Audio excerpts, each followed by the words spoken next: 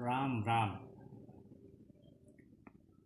यत् दग्रे विष्णु परिणामे मृतोपमं तत्सुखम सात्विकम प्रोक्तमात्म बुद्धि प्रसादजम। श्रीमद् भगवद गीता के 18वें अध्याय के इस 37वें श्लोक का संदर्भ मैंने कल अपनी बात कहने के लिए लिया था और आज उसी बात को विस्तार देते हुए यह कहना आवश्यक समझता हूँ कि हमें सबसे पहले स्वयं का साथी बनना होगा, स्वयं का साथी बनना चाहिए। और जब हम स्वयं का साथी बन जाते हैं तो हमारे प्रत्येक कार्य और हर स्थिति हमारे अपने सोच, हमारी अपनी समझ और हमारे अपने विचार के अनुकूल हमें समझ आती है। और परिणाम इसका ये होता है कि सकारात्मक पथ पर हम बढ़ चलते हैं। जीवन में सकारात्मकता का होना बहुत आवश्यक है। बगैर पॉजिटिव थिंकिंग, ऑप्टिमिस्टिक अप्रोच के कुछ भी हासिल कर पाना असंभव सा है। इसलिए ध्यान में रखे जाने की आवश्यकता है कि हमें अपने सोच, विचार या चिंतन में किसी भी स्तर पर नकारात्मकता को स्थान देने से सदियों बचना है।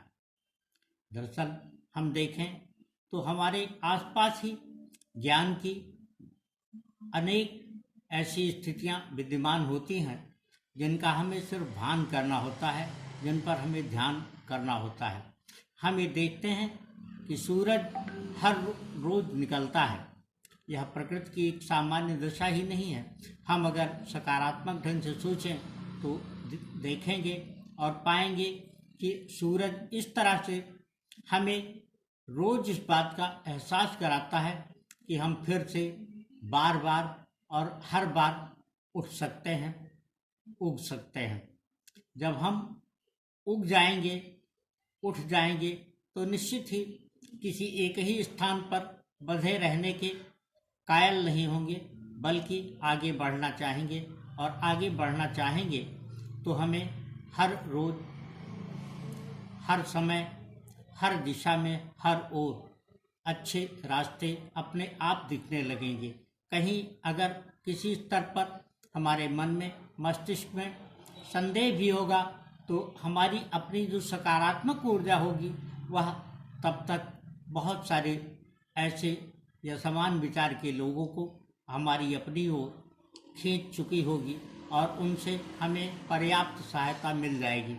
हम देखें तो बहुधा ये सारी स्थितियां हमारे चतुर्दिक विद्यमान होती हैं। आज मैं जिस पार्क में सुबह घूमने के लिए गया था वहाँ हमने अनुभव किया कि सोचते हुए यह पाया कि वास्तव में उन्हीं फूलों को हमारा हाथ मिला या वही फूल हमें मिले जिन्हें हमारे अपने हाथ आना था। कई बार ऐसा होता है कि हम कई फूलों को, उन अच्छे, खूबसूरत और बहुत अच्छे फूलों को हासिल करने से रह जाते हैं जिनके लिए हम कीमत भी चुकाते हैं। ऐसा क्यों होता है? यह इसलिए होता है कि हर चीज का अपना एक नियम है।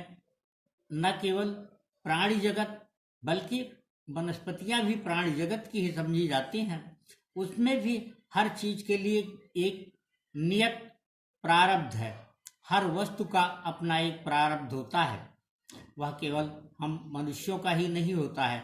हम अपने समाज में लोगों को यह, अपने मित्रों में लोगों को यह देखते, सुनते और कहते हुए पाते हैं कि दाने दाने पर लिखा है खाने वाले का नाम।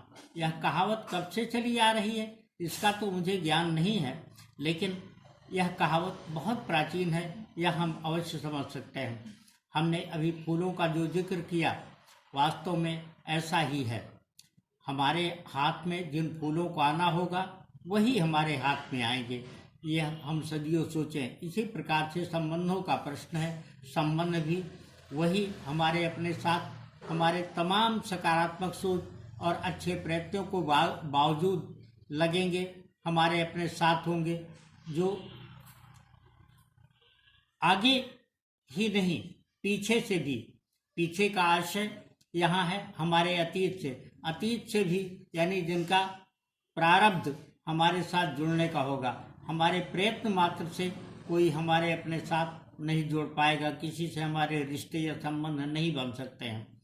यह भी सकारात्मक ऊर्जा पर ही निर्भर करता है। लेकिन एक बात यह भी ध्यान में रखे जाने की आवश्यकता इसलिए है कि इससे निराशा हमेशा हमसे दूर रहेगी कि सूर्य और चांद, यानी सूरज और चंद्रमा भी वास्तव में तभी उगते हैं जब उनका अपना निर्धारित समय होता है। कहते हैं कि माली सींचे कोटि घट, ऋतु आए फल ओए। इसका आशय सिर्फ यह है कि हमें प्रयत्न करते रहना चाहिए। फल तो तभी आएंगे जब उनका समय निश्चित होगा। राम राम।